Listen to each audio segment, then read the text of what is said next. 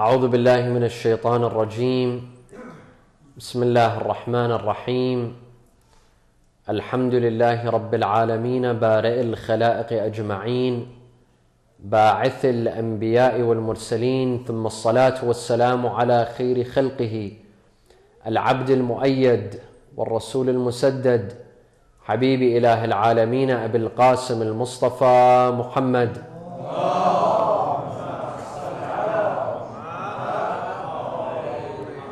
وعلى أهل بيته الطيبين الطاهرين وصحابته المنتجبين.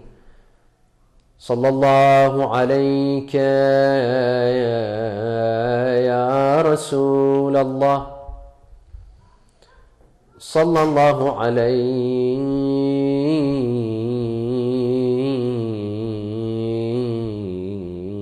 يا سيدي ويا مولاي يا أبا عبد الله. يا رحمة الله الواسعة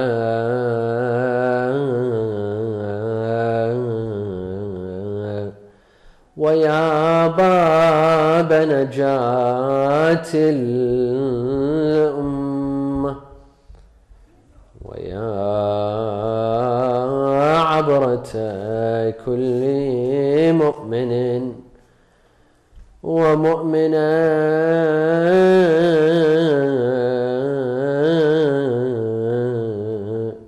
يا مظلوم يا غريب يا شهيد كربلاء. يا ليتنا كنا معكم سادتي فنفوز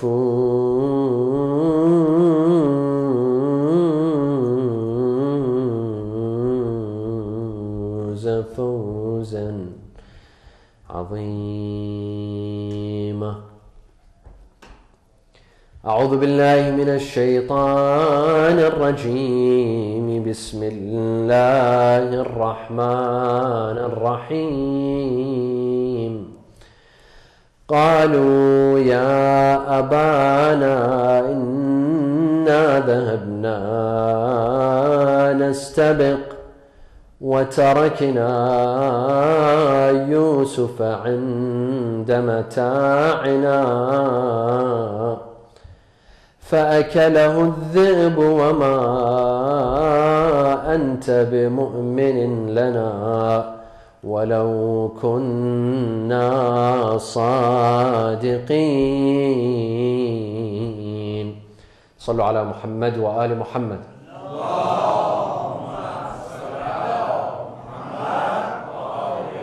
A second for the love of Imams al-Hassan wal-Husain.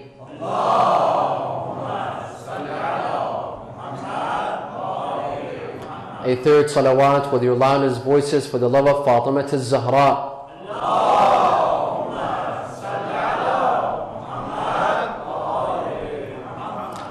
The world of sports is one of the most intriguing forms of exercise and entertainment. Sports are enjoyable for people of all ages, children, youth, adults, even the elderly. Sports help people remain fit, in shape, and have a healthy life. It's a major source of entertainment. Sports are watched by millions of people across the world annually, and on some occasions, some sports events are watched by hundreds of millions of people around the globe. The world of sports is a multi-million-dollar industry. It's a major part of the economy. In most countries, the world of sports helps the economy run. It can be a hobby for some people. they enjoy sports on the weekend, or they go for a jog every day, or they go and exercise at the gym every couple of days. For others, it's a job and a means of income. They play sports as a job. They make money off of it. And for others, it could be an obsession. Watching sports, playing sports, tweeting about sports, following up with sports events. It becomes an obsession, and they spend their entire hours worrying about sports. For some youth and for some parents, sports and exercise is the best way to keep their children and to keep themselves away from drugs and the usage of drugs. For others, sports is a way of drawing people towards drugs and the usage of drugs, as we shall examine and see. For some youth, they are obsessed with athletes, and their major role models in life are athletes. They're obsessed with their pictures, their posters, with their jerseys, with their hairstyles, with the way they dress, all because of a certain athlete dresses that way. Tonight, my dear brothers and sisters, we'd like to examine the subject of the world of sports, the history of sports, the pros and cons of sports. There are good things about sports and there are bad things about sports. What are the good things that we may learn from the world of sports? And what are the bad things that we should leave and abandon and ignore about sports? And ultimately, what does Islam say about sports and exercise? Wa sallu ala Muhammad wa ali Muhammad.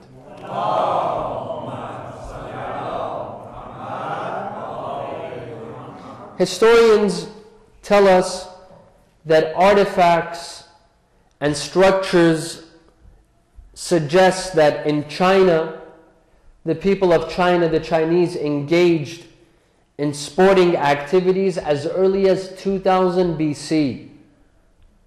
That is about 4,000 years ago. The people of China were already engaged in sports. And one of the popular sports from back then that was popular in China was gymnastics. In Egypt, historians tell us that from the day of the pharaohs, sports were very popular. Monuments to pharaohs indicate that a number of sports were well developed thousands of years ago in Egypt, namely wrestling and high jumping. This was a popular sport in Egypt. In ancient Persia, there were lots of sports that were played, namely martial arts and polo. There are some that say martial arts dates back to Persia, not the Oriental Southeast, not Asia. In Greece, the world of sports was extremely popular. A wide range of sports were played in Greece, in ancient Greece. To the point, sports were so popular in Greece to the point that they are the founders of what? The Olympic Games. Every 4 years, they chose a city called Olympia, which is a very small village in the Peloponnesus. And they would have the Olympic Games every 4 years in that small village in Greece. From that area, they began building colosseums. Greece, in Rome. Today, when you go to Rome and Italy, you find the major colosseum, that famous, popular colosseum in Rome. On top of that, in these neighboring countries, they would buy slaves. They would import slaves, bring them home, and make them into gladiators. Put them in these colosseums and make them fight each other for fun. People would engage. People would come and watch these fights. And this was known as spectator sport, as we'll talk about in a couple of minutes. People would enjoy watching gladiators kill themselves. This was a form of sport, spectator sport. Now, these are ancient times. Sports developed. The world of sports developed from ancient times till now. It became more organized, regulated. Today, sports have strict rules. If during ancient times people played freely without laws and rules, today sports have strict rules. There's stadiums, there's uniforms and jerseys. It's become organized sports. And with the advent of mass media and global communication, with the help of mass media, people from across the globe can engage in watching sports.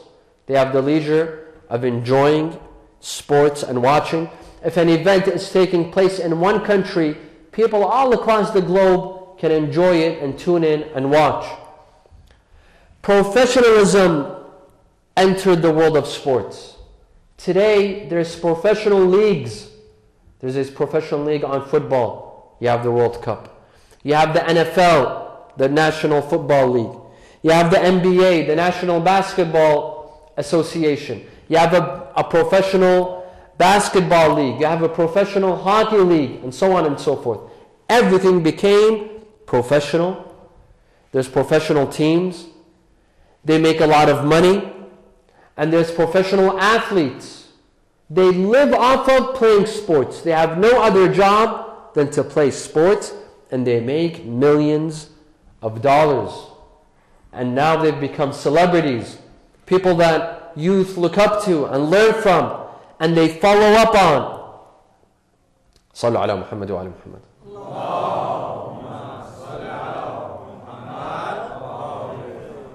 There's sports that people engage in. There's exercises that people play and engage in. And there's spectator sports, where people sit and watch. Whether it's an amateur game, a local game in their city, or a professional game. Spectator sports became something very popular. Spectator sports can be extremely costly.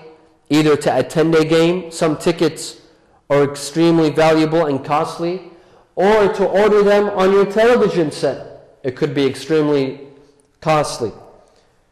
There are many youth that spend lots of money just to watch certain games or attend certain games. It's the same youth that complain about not having money to get married, not having enough money for a wedding. These same youth are willing to blow thousands of dollars to attend certain games or to watch certain games on TV. The World Cup, according to statistics, attracts a global TV audience of hundreds of millions. In 2006, the final game in the World Cup attracted 700 million viewers. In 2011, the Cricket World Cup in India attracted 135 million viewers. This year in the summer, there was the World Cup of 2014. Millions of people were watching the games. And what's interesting is that the World Cup coincided with what? With the holy month of Ramadan. Many people across the world, in the United States, in Canada, in Europe, were complaining, the organizers of majalis and centers and mosques, they were complaining that there's not enough youth attending. Why? Because they were sitting at home watching the World Cup. In the United States of America, the Super Bowl, the famous final NFL championship game, is one of the most watched TV broadcasts of the year. Super Bowl Sunday is famous in the United States of America. Viewership for the Super Bowl is so great that in 2007, according to studies, in 2007, advertising space on TV was sold for $2.6 million for 30 seconds. If you wanted to have an ad for 30 seconds, just 30 seconds, it would cost you $2.6 million. Sallu ala Muhammad wa ala Muhammad.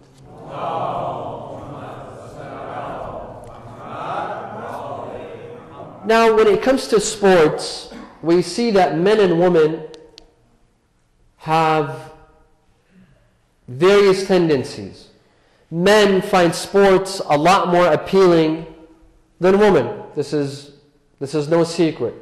Everyone knows that men find sports more appealing than women. As little children, when girls would play with dolls, little boys would be playing with, they would play catch, they would play football or basketball. They would be running outside, they would be not sitting still inside. When they're young adults, when they're youth and young adults, young men would be playing football or soccer or basketball outside, while young women, young ladies would sit at home, sit together and talk about something or gossip or I don't know what it is. When they're adults, adult men prefer watching games. They would prefer to watch a game while women would prefer to watch a romantic movie. Why is this? Why is it that men find sports more appealing than women? What's the reason? You see, this goes back to their psychology. This goes back to the psychology of men and women. Men are more aggressive. They have a tendency to fight. If an argument breaks out, if they need to prove their point, they don't mind in getting engaged in physical action, in physical fights, fist fights. Men have a tendency to watch action movies. Why? It goes back to their nature of being more aggressive than women. When we see women are less aggressive than men. They're more emotional. They don't need to fight. They might have to argue, but it doesn't necessarily need to be physical.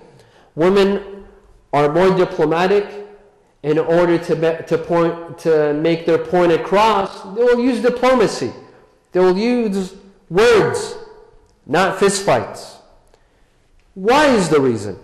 Why is it that men are more aggressive than women?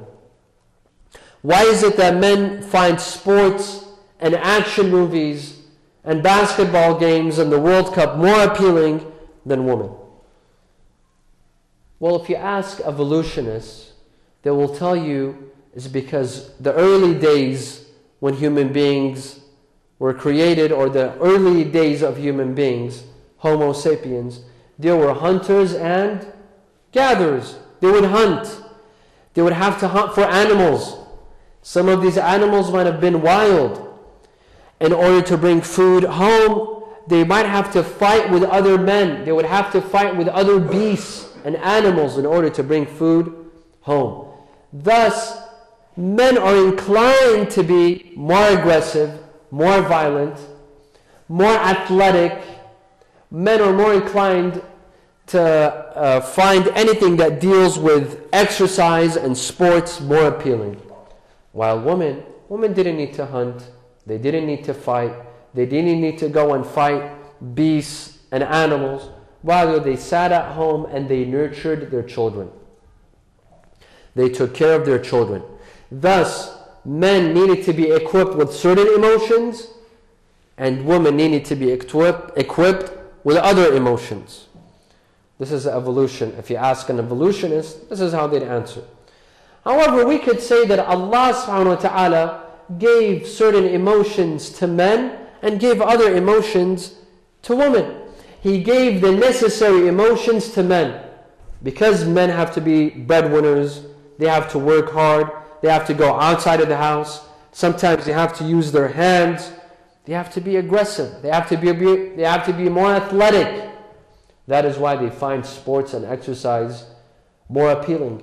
While women, Allah subhanahu wa ta'ala gave them the emotion of taking care of their children. because they need to take care of their children, Allah subhanahu wa ta'ala put certain emotions in them. He made them more emotional, more compassionate, more loving, more nurturing towards their children. That is why they might not find sports, action movies as appealing. Having said that, there is a great deal of women that also find sports appealing. There's a great deal of women that also like sports. There's a great deal of female athletes and participate in games and championships and the Olympics. There's a great deal of females that participate. Females also enjoy spectator sports. They also go to the gym. They also exercise. And there are a lot of females that are athletes as well. Sallu ala Muhammad wa ala Muhammad.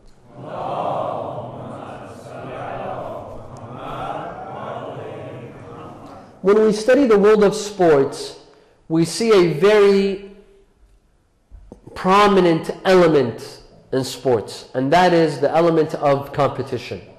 In sports, there's competition. Either competition between one individual and another, or a competition between a team versus another team, or between a country and another country. This element of competition is very appealing for those who engage in sports and participate in sports, or for those who view sports and those who engage in spectator sports.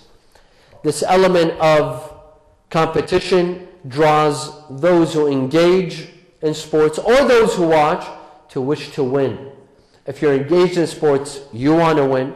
If you're watching, you want your favorite team to win. You want your favorite country to win.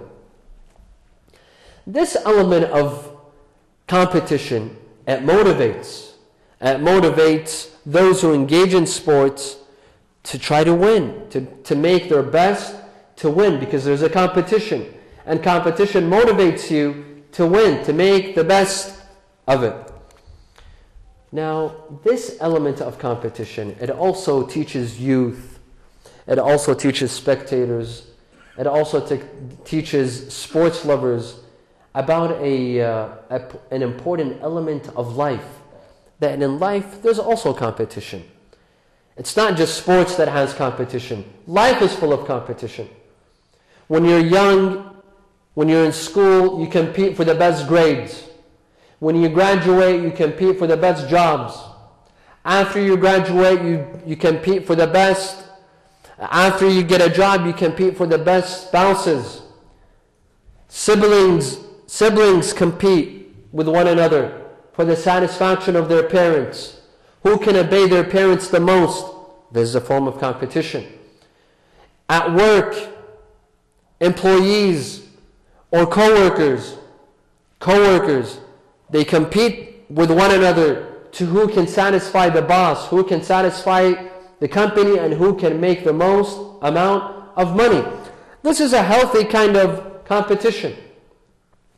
There are those who compete in religious matters as well.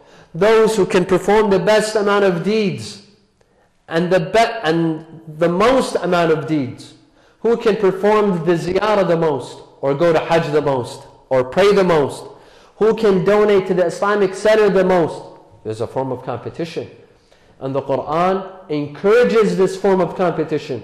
The Quran says this form of competition is healthy. وَفِي ذَلِكَ فَلْيَتَنَافَسِ الْمُتَنَافِسُونَ, and let the competitors compete. This is a healthy form of competition. However, there are some people that get carried away with competition, especially in sports. There are those, when they compete, they have to win, no matter what. In every game, they have to win. Their team has to win. If they don't win, or their team doesn't win, the world will go upside down. This is called poor sportsmanship. This is called being a poor sport. I'm sure you've seen that during the World Cup, when one country loses, especially when it reaches the end, which is the finale, when one country loses, what happens in that country? In some countries, of course, not all countries. People in that country, they go out They start breaking cars, windows, they vandalize, they go crazy. Why? Because their team lost. This is called being a poor sport. This is called not knowing how to deal with competition. In some countries, they riot, they vandalize, they trash their country, they trash their city. In the UK, in the United Kingdom, there's something called hooligans. They go out, they drink, they sing like crazy. I remember once, I was in London when two famous teams played, Manchester United and Liverpool in London, and I was taking the metro. And that was the worst day of my life that day, because it was full of drunk people. They were singing in the metro, and if you don't sing with them, they might even beat you up. I was tempted. I don't know, should I sing with them? Should I not sing with them? It was a very bad experience. That entire day, people in London, close to the Wembley Stadium, they were drunk, they were singing, and after the game, I don't remember who won and who lost, but I remember people were trashing, they were breaking into cars, they were vandalizing. Why? Because their team lost. This is called being a poor sport. They have to win. Their team has to win, no matter what. And there are some people, not just in sports, but even in life, they have this mentality that I must win. It's all about winning. For them, it's all about winning. While in sports, we learn that it doesn't matter who wins. It doesn't matter who wins. What matters is how you played, not who wins. You could win, you could lose. But what's nice is how you play. Did you play nice or not? Life is the same, my dear brothers and sisters. There are some that have to get the best job, and have to get the best education, and have to have the best spouse, and the best home, and the best car. And it's as if they're in competition with their brothers, with their neighbors. If their neighbor bought a Mercedes-Benz, they also have to buy a Mercedes-Benz. A better one, a nicer one, a more expensive one. It's as if everything becomes a competition. This is not healthy. This is not a healthy kind of competition. A healthy kind of competition is that you strive your best in a healthy way. But when you pass the limits, when you can't sleep at night because you're in a competition with your neighbor, with your friend, with your coworker, this is not healthy competition. Sallu ala Muhammad wa ala Muhammad.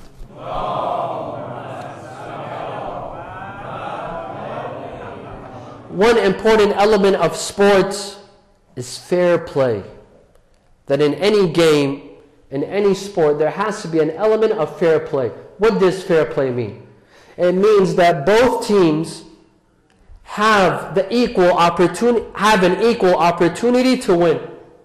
They have an equal opportunity to win. Whether it's two teams, like in football or soccer, or two individuals, like in boxing, they both have an equal opportunity to win. If a game doesn't have fair play, it's not a real game. This is not sports. Thus, youth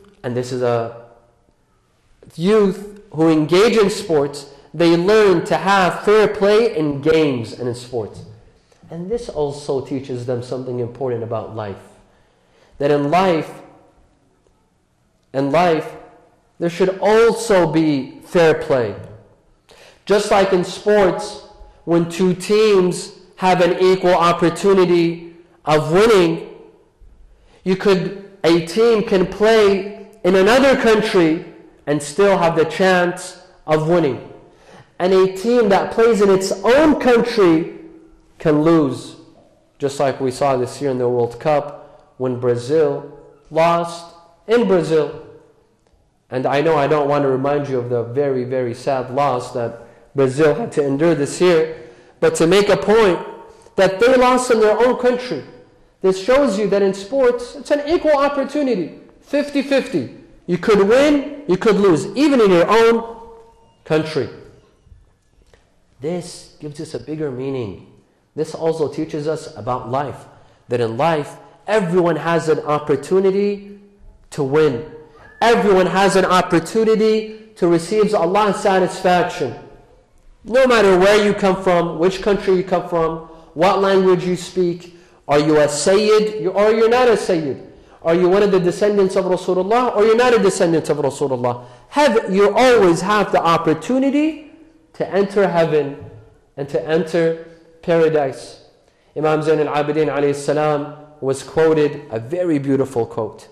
He says, إِنَّ اللَّهَ خَلَقَ الْجَنَّةَ لِمَنْ أَطَاعَهُ وَلَوْ كَانَ عَبْدًا حَبَشِيًّا وَخَلَقَ النَّارَ لِمَنْ عَصَاهُ وَلَوْ كَانَ سَيِّدًا قُرَشِيًّا. Allah Azza wa Jal has created paradise for anyone who achieves. As long as you work and you achieve and you make an effort to gain Allah's satisfaction, you have the chance to enter paradise even if you're a black man from Ethiopia or a black man from Africa. Of course, Imam Zayn al-Abidin is not being racist, but he was trying to make a point to the Arab who were racist. The Arab were racist. Most of their slaves were black. He was trying to tell them that these black slaves that you own, and you make them work, this black slave has a chance of entering paradise because of his actions. And you, who might be from Quraysh, you're so proud of your blood and your tribe and your family. If you don't work, if you don't achieve, you'll enter hell. Imam Zayn al-Abidin was making a beautiful example. That your slave has the chance to enter paradise, but you will enter hell. It all depends on your actions. It's an equal opportunity. Allah gives an equal opportunity to everyone, no matter what your race is, what your country is, what your language is, who your father is. We all have an equal opportunity in the eyes of Allah Azza wa Jal. Imam Ali alayhi salam has 2 verses of poetry, very beautiful. He says, لَعَمْرُكَ مَا الْإِنسَانُ إِلَّا بِدِينِهِ لَعَمْرُكَ مَا الْإِنسَانُ إِلَّا بِدِينِهِ فَلَا تَتْرُكِ التَّقْوَى اتِّكَالًا عَلَى النَّسَبِ فَقَدْ رَفَعَ الْإِسْلَامُ سَلْمَانَ فَارِسٍ وَقَدْ وَضَعَ الشِّرْكُ الشَّرِيفُ أَبَا لَهَبٍ. Imam Ali alayhi salam, in these beautiful verses of poetry, he says what matters to every human being is his faith, is his religion. So don't abandon piety and righteousness because whom your father is, or who your family is, or who your grandfather is. Even if your grandfather is Rasulullah sallallahu alayhi wa alayhi, don't say my grandfather is Rasulullah. What matters on the day of judgment is your actions, what you've done, the things that you've done. On the day of judgment, no one will ask you who your father is or your grandfather is. You know, in this life, here, maybe we might get away. My father is this person, my grandfather is that person. Depending on which country you live in, you might be able to get away with certain things because of who your father or grandfather or which family you're in. But on the day of judgment, that doesn't matter. No one will ask you who your family is. They'll ask you, what are your actions? What have you done? فَقَدْ رَفَعَ الْإِسْلَامُ سَلْمَانَ فَارِسٍ. Imam Ali says, look at Islam, how beautiful Islam is. Salman al-Farisi, he came from Persia. No one knew him. Yet because of his faith, look at where Salman reached. Not because of his country, not because of his tongue, not because of his family, but because of his actions, because of his faith. And look at Abu Lahab. Abu Lahab was the uncle of Rasulullah, yet he reached the lowest level. Salman al-Farisi reached the highest level because of his actions, and Abu Lahab reached the lowest level because of his actions, even though he's the uncle of Rasulullah sallallahu alayhi wa alayhi. Thus, it's an equal opportunity, my dear brothers and sisters.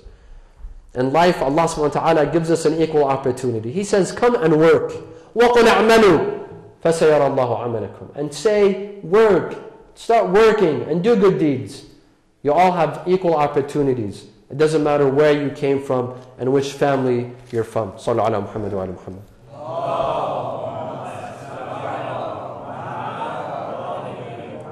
When we look at the world of sports, we see that here in the West, they stress on sports because it helps children and youth and young adults stay away from drugs and smoking.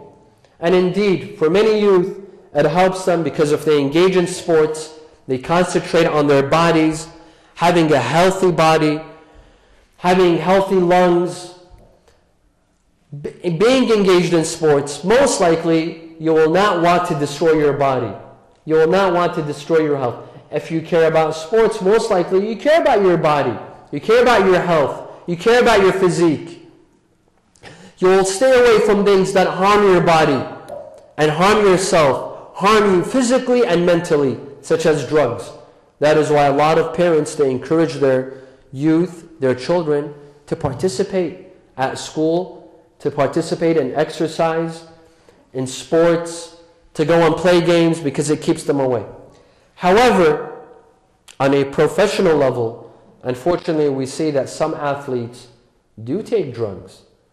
There are some athletes that take drugs to enhance their performance on games. There are very well-known athletes that have been known to take drugs. For example, Andre Agassi, the famous Tennessee player, he was known to have been caught to take drugs. Maradona, the famous player for Argentina, was caught taking steroids. These are two of the many athletes that were caught taking drugs. In fact, there were athletes that died because of taking drugs. Thus, what I'd like to say is for our youth that their number one role model in life is a certain athlete. Some youth, if you go into their rooms, you don't see anything but pictures of athletes. Their favorite athletes. On their phone, athletes. On their laptop, the screen, it's a picture of their favorite athlete. If you ask them about that athlete, they know their biography very well. In fact, they can come up here and give an entire lecture on certain athletes. Their name, where do they work, in which team, where did they move, how much they make, and so on and so forth. But you ask these youth, do you know anything about Muslim ibn Aqil? Do you know anything about Abu al-Fadl al-Abbas? Do you know anything about Imam Muhammad al-Jawad? Can some of our youth give a 10-minute talk about Imam Muhammad al-Jawad? No. But you ask them about, I don't know, all these famous football players and athletes, they'll be able to give you hours of lectures. Why? Why? We tell our youth that what you know about your athletes, know something about your imams as well. If you have so many pictures of these athletes, put some pictures of scholars. Who's more worthy of being emulated and taken as role models? Our scholars and our mujtahideen, those who have sacrificed their life for the sake of Islam, our scholars, our ulama, or these athletes who some of them take drugs, not all of them, but some of them take drugs, and some of them died while taking drugs. Who's more worthy of being emulated and followed? Do you know about the life of these athletes? If you do, maybe you know about the good side. You don't know about the bad side. You don't know how much alcohol they drink. You don't know about the problems in their families. You don't know about the divorce. You don't know about the relationship with their children. Do they have children? Do they even know their children? Do they make time for their children? Did they have depression or not? Some of them even commit suicide. Whether it's athletes or actors or these celebrities. Didn't we just see a couple of months ago a famous actor, Robin Williams, commit suicide? Who would think that Robin Williams, I'm sure most of you know Robin Williams, who would assume that an actor like Robin Williams, who we all admired as children, we liked his movie Peter Pan, he had some nice movies. He brought smiles and laughs and laughter to a lot of people. Who would think that an actor like this, who would make millions of dollars, would commit suicide? This tells you that these actors, what you see on TV, they seem happy, they smile, they ride nice cars, they come to all of these good events, but you don't know what's happening in their homes.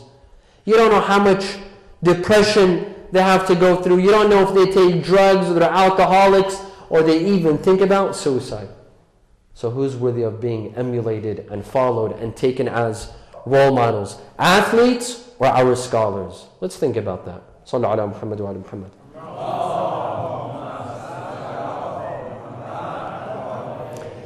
Among the benefits of sports, and as we said, sports have benefits, they have pros. Sports have pros and they have cons, like everything else. Among the benefits of sports is that it teaches youth team building skills, how to work with a team. You see, in any game, in order to win, the entire team has to participate. One team cannot depend on one person, correct? Like Argentina.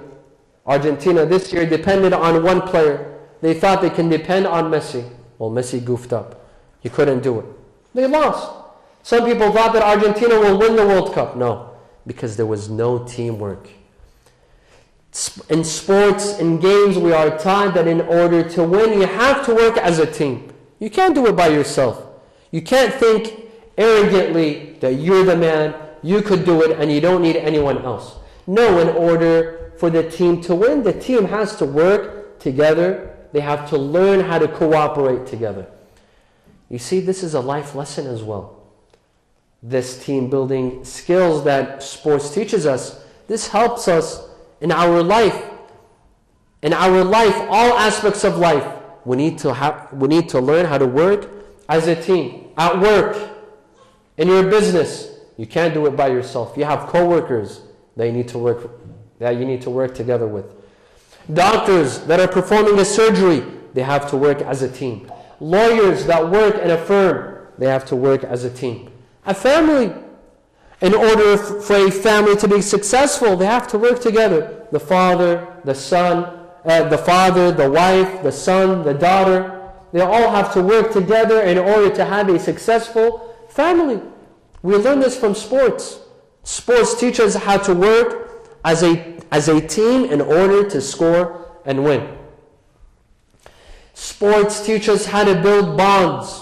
One of the benefits of sports is that it allows youth to build bonds. I'm sure that most of you have noticed that you're best friends with the friends that you played football with, and soccer with, and basketball with. If you're on a team during high school or college, or you played for another team outside of school, those who you played with are probably your best friends. Why? Because when you play together, you win together, you enjoy those special moments of winning, scoring. These are very special moments. It builds bonds between youth and children and young adults. And these people, they remain friends forever. And we human beings, we're in need of friends. Nothing is more valuable than a good friend that remains with you forever. A friend that sticks by you at good times and at bad times. Today on Twitter, I tweeted that every person is in need of a good friend. Not just to make you laugh and smile when you're upset, but to also make you cry when you make a mistake. Friends are there to correct your mistakes as well. Not just to make you laugh and smile all the time and let you have a good time. No, sometimes a friend lets you have a bad time as well. Don't think if a friend gives you good advice and makes you upset for a couple of moments and corrected your mistake, that this is not a good person or not a good friend. This friend is a good friend. In Iraq, we have a saying. We have Iraqi saying. I always used to hear it from my mom, from my mother. She would say, walk behind a person that makes you cry, not a person that makes you laugh. Meaning what? Don't go with a person that pleases you all the time and flatters you all the time. Go and be friends with a person that corrects your mistakes, that gives you good advice. Thus, every human being is in need of good friends, valuable friends. Sallu ala Muhammad wa ala Muhammad.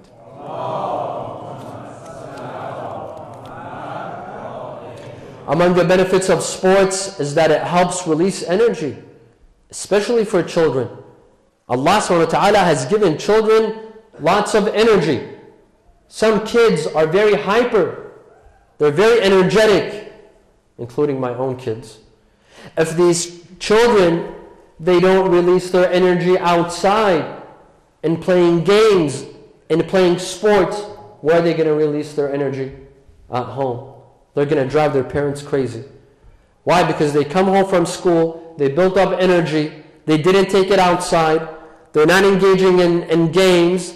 Thus, they come home and they drive their parents crazy because they have a bunch of energy.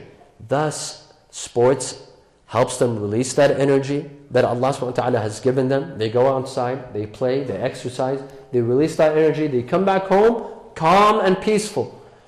There are some parents, instead of letting their children play, they give them iPods or iPads. I'm sure most parents do this. The problem is with these iPads is, number one, it makes our children stupid. Why? Because they're continuously looking at a gadget for 5 hours, 6 hours, instead of reading, instead of studying, instead of doing something useful, they're looking at a screen. Number two, it ruins their eyes. Number three, these iPads, especially with internet on it, with a press of a button, God knows on which site they could end up on. A 5-year-old or 6-year-old child with the access of the internet, he could end up on bad websites. Thus, we're giving shaitan in the hands of our children for 5 hours, 6 hours. Why? Because we don't want them to be naughty at home. Because they're driving us crazy at home, so we give them an iPod for them to be busy. Well, instead, sports could be a way for them to release energy in a positive way, in a good way, instead of exposing them to shaitan, instead of ruining their eyes, instead of making them dumb. We can have them play sports and keep them away from trouble. Sallu ala Muhammad wa ala Muhammad.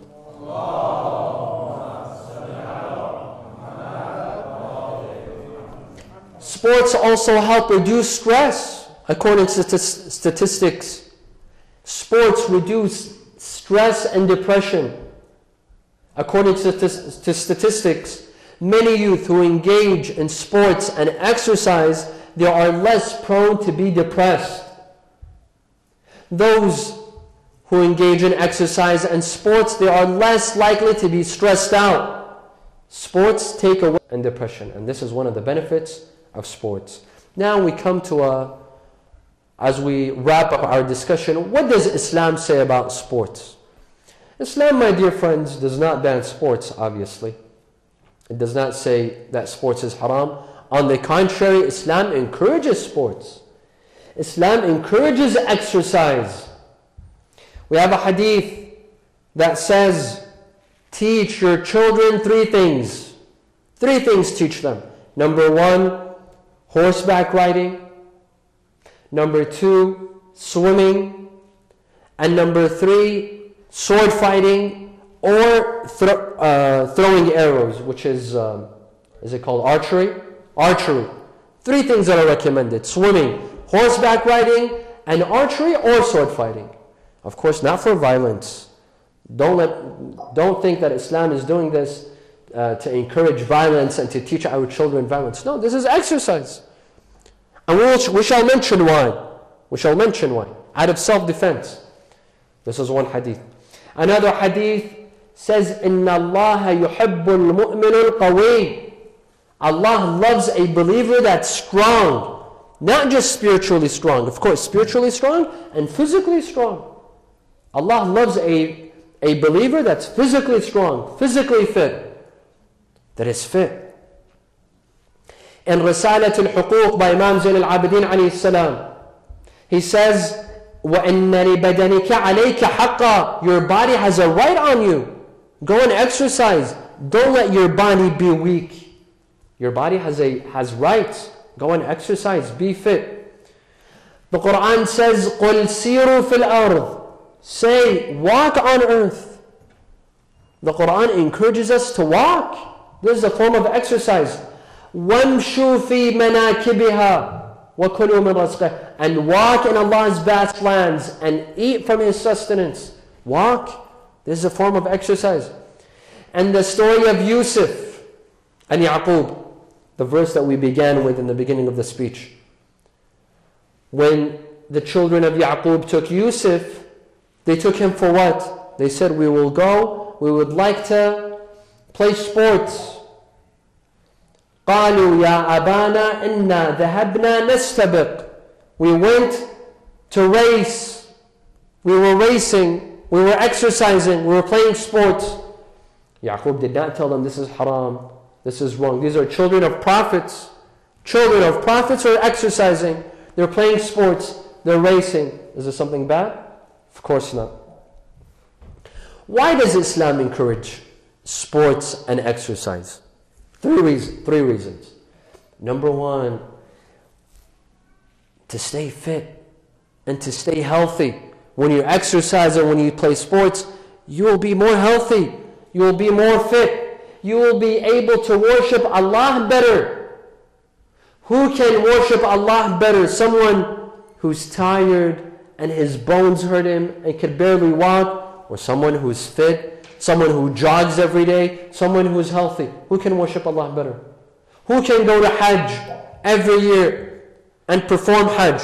Those that are old, those that are unhealthy, those who don't exercise, when they go to Hajj, they have a hard time.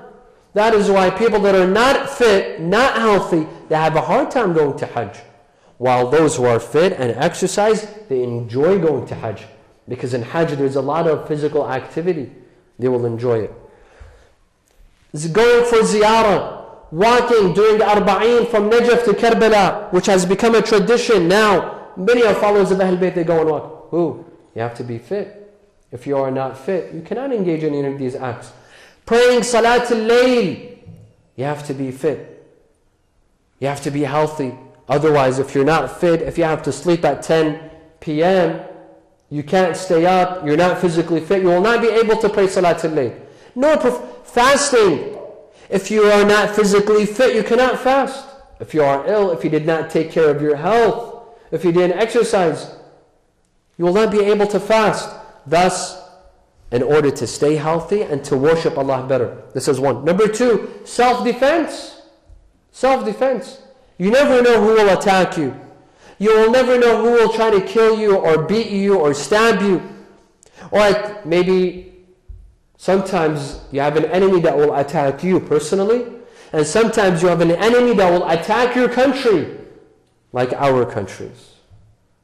Aren't our countries attacked every day? In Iraq, in Afghanistan, in Lebanon, our countries are attacked. Out of self-defense, Islam says be healthy, exercise, learn how to fight with swords, learn how to ride horses. And this was an example, riding horses. Today, if we don't ride horses, if it's not a common exercise, let's do the common exercises of today. If today there's no swords, what other things are there? Use it out of self-defense, not to attack others. Don't get me wrong. Not to attack, not to initiate an attack, but out of self-defense. In Iraq, if our youth had exercised and were in shape and were fit, would we have such massacres like at Camp Spiker when 1,700 Shia youth, they were slaughtered and they were beheaded and they were killed? Would we have such a massacre? No, it's because our youth were unfit, unequipped. And when you're unequipped, you lack courage as well. You will lack the courage. But when you're fit, when you're in shape, you also develop the courage to fight your enemy. This is a point that we have to pay attention to. Number three, Islam encourages us to stay fit, to look good for our spouse. Look good for your wife, for your husband. Instead of growing bellies this big, and your wife might ask for a divorce, Islam says remain fit. A wife looks good for her husband, and a husband looks good for his wife. Go and exercise. There's some people that only exercise during the first few years of marriage, but after 10 years, no, everything changes. There's a belly. He starts losing his hair. He doesn't care. They just stop caring. The hips, the shoulders, everything multiplies by 10. Islam says be in shape. If you don't do it for yourself, do it for your spouse. Do it for your wife. Do it for your husband. this increases the intimacy. This will reduce the amount of divorces in our communities. One of the problems, one of the reasons of divorce is there's no intimacy. There's no attraction between the husband and the wife. There is in the first couple of years, but after 10 years, they're not attracted to each other because they stopped caring. Islam says no, exercise, be in shape, look good for your spouse so that the intimacy remains. Unfortunately, we Middle Easterners, we don't have this culture of exercise. We don't. Here in the West, it exists. I remember when we used to live in the United States, I would wake up at 6 in the morning to go to university. I would see our neighbor. He was a 70-year-old man. He would get up and jog in the morning. I was young. I wouldn't do it. I wouldn't be in the mood to get up and jog at 6 in the morning. But a 70-year-old man gets up and jogs. Do you see anyone jogging in Iraq? Do you see anyone jogging in Afghanistan at 6 in the morning? Do you see anyone running? No. The only time they run, if they hear about a bomb about to explode, they start running. That's the only time. You don't see them jogging or exercising. Sallu ala Muhammad wa ala Muhammad.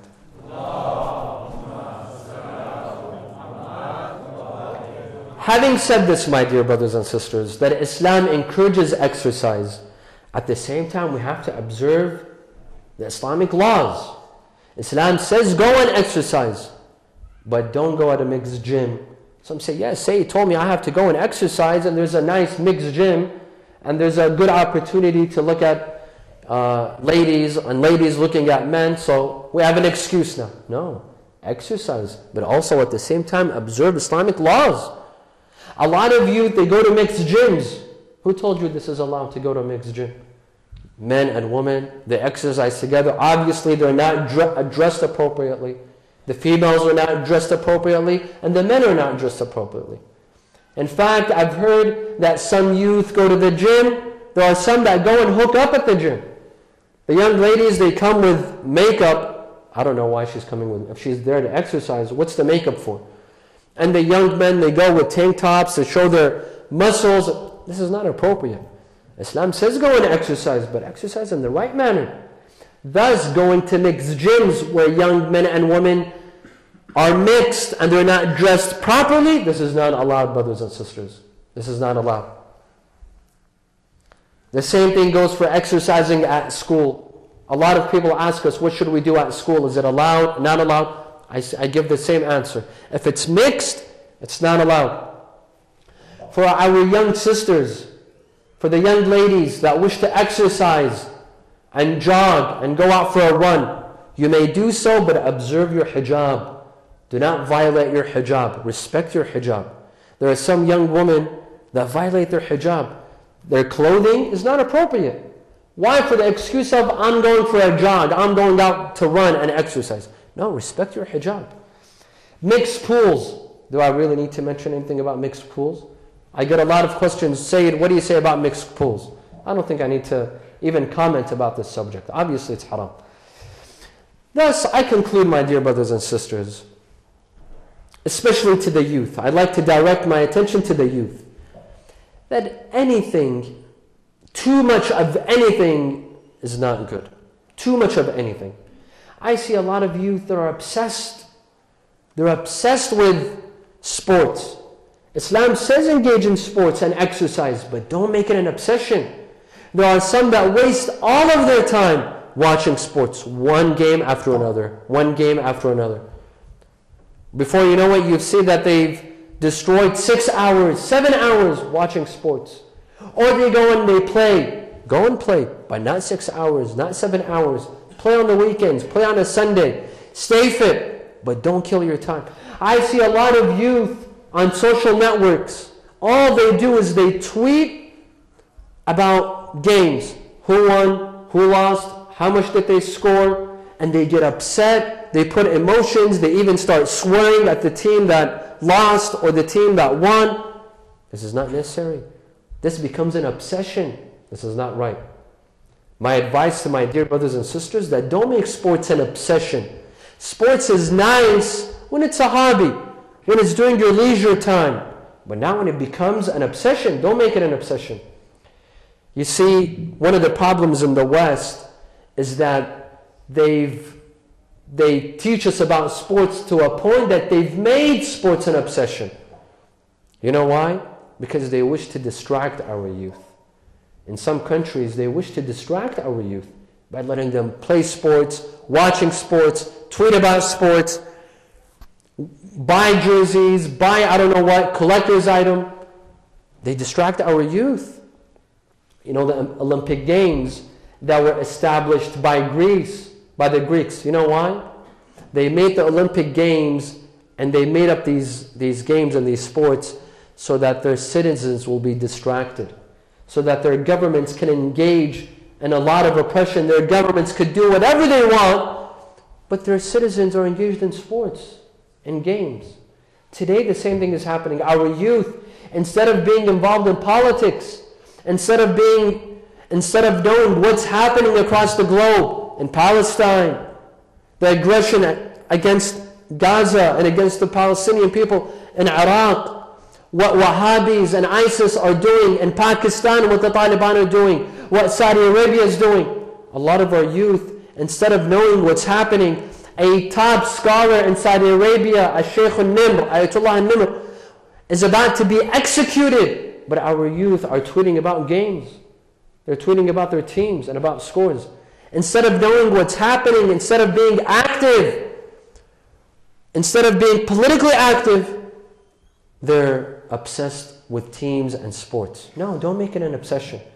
Enjoy your sports, enjoy your games, but don't make it an obsession, my dear brothers and sisters. We have to know what's happening across the world. This is the month of Muharram. This is the month that teaches us we should care about oppression. We should fight oppression, whether it's with our hands or with our tongue or with our hearts. We have to learn about this. This is what we pick up from Muharram. To fight oppression, let's learn from the youth of Karbala, my dear brothers and sisters. Look at the youth of Karbala. Look at how ambitious they are. The youth of Karbala, they didn't have desires. They didn't have certain desires. They did. But nevertheless, they fought. They fought bravely with Imam Hussein alayhi salam. Yesterday, Al-Qasim would ask, on the night of Ashura, Al-Qasim would ask his uncle Imam Hussein, will I be among the martyred on the day of Ashura? Will I also be killed? When Imam Hussein told his companions that you will all be martyred, Al-Qasim asked, will I also be among the dead? Imam Hussein wanted to test his maturity. He wanted to test his intellectual level. He told him, وَكَيْفَ الْمَوْتُ عُنْدَكْ يَا بُنَيْ? And how do you view death? He said, وَاللَّهِ يَا عَنْ وَاللَّهِ يَا عَنْ فِي نُصْرَتِكَ أَحْلَى مِنَ الْعَسَلِ. My uncle, by God, I swear that if death, if it's to support you, then it's sweeter than honey. This was Al-Qasim. And today we have Ali al-Akbar. Today in some parts of the world, in Iraq and in the Middle East, in the Gulf countries, they commemorate Ali al-Akbar, the eldest son of Imam Hussein alayhi salam. أشبه الناس خلقا وخلقا ومنطقا برسوله. The most person who resembles his grandfather Rasulullah in his looks, and his akhlaq, and his demeanor. Ali al-Akbar came to Imam Hussein alayhi salam asking for permission to enter the battlefield. Imam Hussein did not say no to him. If he were to say no to everyone else, he had said no to everyone else except Ali al-Akbar, because this is his son. He wanted him to join the battle. This revolution, it started with the Imam, and the Imam did not say no. All he did was he raised his head to the sky and he said, Allahumma shhad ala ha'ula'i al-qawm faqad baraza ilayhim ghulam أشبه الناس خلقا وخلقا ومنطقا برسولك وكنا إذا اشتقنا إلى نبيك نظرنا إلى وجه هذا الغلام اللهم امنعهم بركات الأرض ومزقهم تمزيقا واجعلهم طرائق قددا فقد دعونا لينصرونا فغدوا علينا يقاتلونا. Oh Allah, bear witness that the youth who is most closest to your prophet and his demeanor and his akhlaq and his speech has come out to fight them. Oh Allah, forbid them from the blessings of this earth and destroy them and divide them, for they have called us to support us, but they have turned against us, and now they fight us. Ali al-Akbar entered the battlefield. He began to fight. Imam al-Hussein was standing. He was watching. Layla comes out of the tent. Layla, the mother of Ali al-Akbar, she wasn't looking at the battle. She was only looking at the face of her husband, Imam Hussein, her Imam Hussein. She saw Imam Hussein. All of a sudden, his face became pale. She told him, Sayyidi, my master, has anything bad happened to my son Ali al-Akbar? He said, no, but a fierce champion has come out to fight him. Oh, Layla, go to your tent and pray for him. Layla came to her tent. She put off her abaya, she faced the Qibla, and she began to pray for Ali al-Akbar. Ilahi بغربة أبي عبد الله إلهي بعطش أبي عبد الله يا رد يوسف إلى يعقوب رد إلي ولدي علي. Oh Allah, I ask you by the sake of Husain, I ask you by the sake of the thirst of Husain, oh you who returned Yusuf to his father Yaqub, return to me my son Ali alive.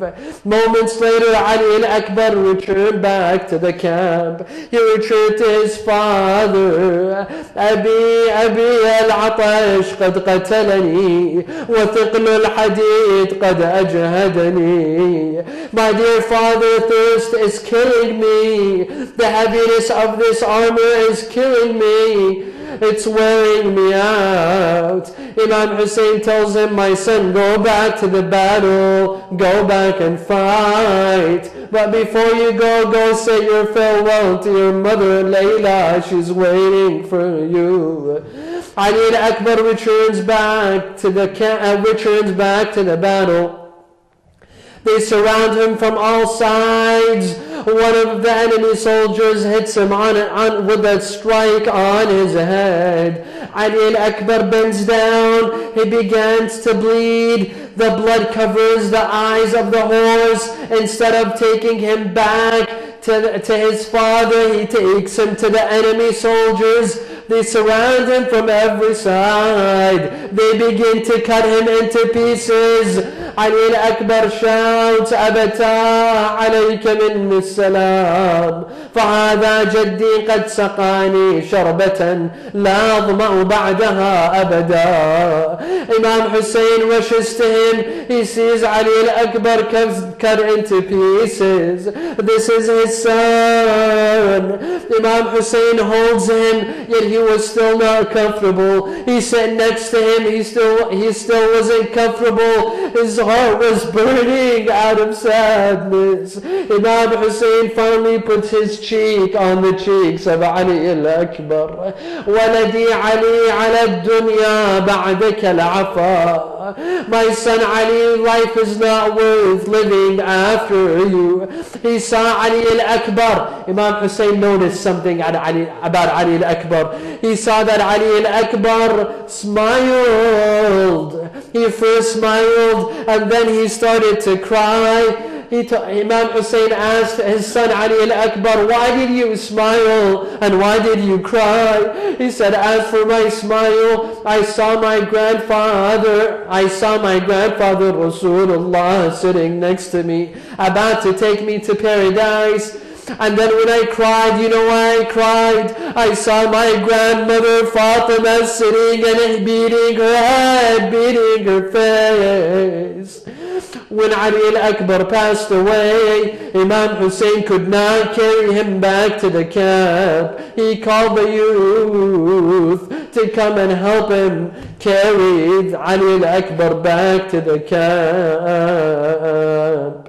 لا حول ولا قوة إلا بالله العلي العظيم. إنا لله وإنا إليه راجعون. نسألك اللهم وندعوك باسمك العظيم الأعظم الأعز الأجل الأكرم يا الله. اللهم لا تدع لنا ذنبا إلا غفرته، ولا هما إلا فرجته، ولا عيبا إلا سترته، ولا خوفا إلا آمنته، ولا رزقا إلا بسطته، ولا شملا إلا جمعته، ولا مرضا إلا شفيته، ولا غائبا إلا حفظته وأدنيته، ولا حاجة من حوائج الدنيا والآخرة لك فيها رضا ولنا فيها صلاح إلا قضيتها ويسرتها يا أرحم الراحمين. ولأرواح المؤمنين والمؤمنات والعلماء والشهداء نقرأ سورة الفاتحة مع الصلاة.